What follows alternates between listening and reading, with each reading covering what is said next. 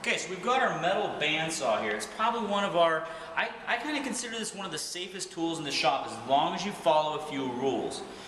The first rule that we're going to follow is make sure, once again, that you're always wearing your safety glasses and you don't have any kind of dangly things or long sleeves that can get caught in here. Okay, so the first thing we're going to do is what kind of materials can be cut on this bandsaw. Most of the time we're using either sheet metal like this, which we can make a curved cut with if you need to, or you can make a straight cut. Remember, when making a curved cut on this, you can't make very sharp curves. So you've got to make a cut, then you've got to make a relief cut before you can continue to make your sharp cut. Usually we try to get it fairly close to the cut, and then we'll take it to the grinder to finish off the curve. That makes a much smoother curve than we can using this saw. Okay? And round materials are quite often used out here. And they each have their own special kind of trick to them. So we're going to go over both of them.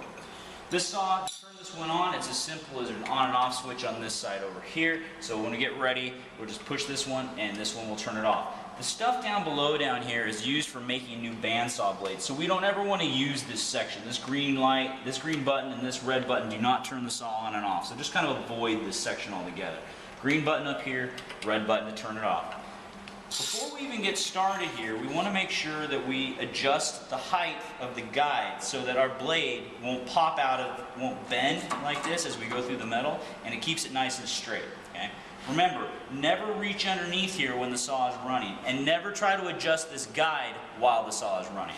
So, I'm going to loosen up the guide up here, and I'm going to bring the guide down, and I'm going to get the guide to within 1/4 inch to 1/2 inch above the material I'm working with. And then I'm going to tighten it back up. Now my blade is nice and tight down here, and there's nowhere for it to go. It can't slip off left or right, and it'll make a much straighter cut. Okay, before I make my cut, I'm going to make sure of a couple things. One, we want to try to make our cut with our hands to the side of the blade, not in front of the blade, because this inevitably, even if you only say, oh, I'm only going to do it for the first inch, this is how people always get cut. Their hand slips off here, and they're in the blade before you know it. Okay, so make sure that your hands are off to the side. And you're supposed to keep both hands off to one side, not split like this. So keep them both on one side. Now there are times when the material is a little bit smaller and we're unable to do that, so there's other rules to follow. But for now, when making most of your cuts, keep both your hands off to one side. So I'm going to turn my saw on. And I'm going to start feeding my material in nice and slow.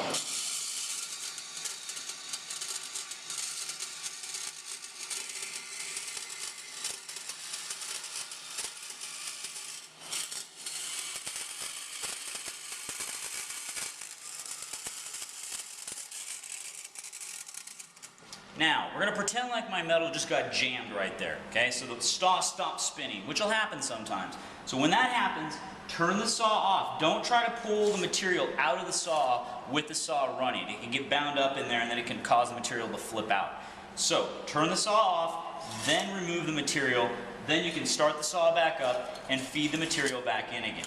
I'm going to show you one point here. As we're getting close to the end, what we want to do, instead of pushing on this thing all the way through, we want to plant our wrists on the table so that we're only pushing with our fingertips. It's a much safer way than putting all our pressure on the material, because then our hands just fly through at the end. Okay? So remember, don't start the saw, don't leave this in here and start the saw up. Make sure it's out, and then you can start the saw up.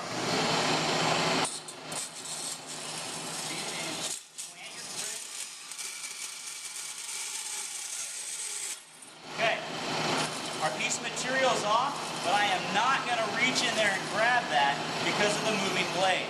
Okay? The piece I'm working with, I can pull out. I'm going to turn off the saw, wait for it to come to a complete stop, and then I'm going to remove the small piece afterwards. If something gets caught in there, turn the saw off. Sometimes this will get flipped up and get jammed in there or flip out. And when it does, turn the saw off, and then you can remove the piece. The reason why we don't put our hands on either side is, as you're pushing through, what you're doing is you're actually pushing them together and you bind the blade up on the metal, and it will cause it not to go through. So one side or the other, unless it's too small and you have to go this way. But remember, never put your hands in front of the blade, resting your wrist, finish with the fingertips. Okay, round material. First thing we're going to do is I'm going to adjust my saw to the right height. Okay. So we've adjusted our blade to the right height.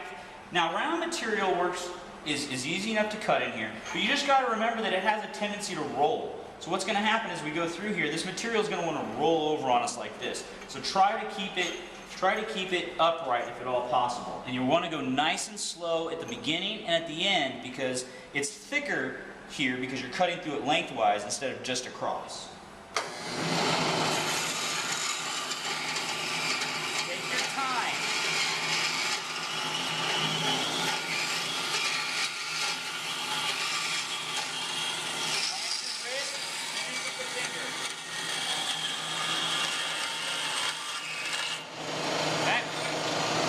Once again, I'm not going to remove that little piece until the saw comes to a complete stop. Okay? That's our bandsaw.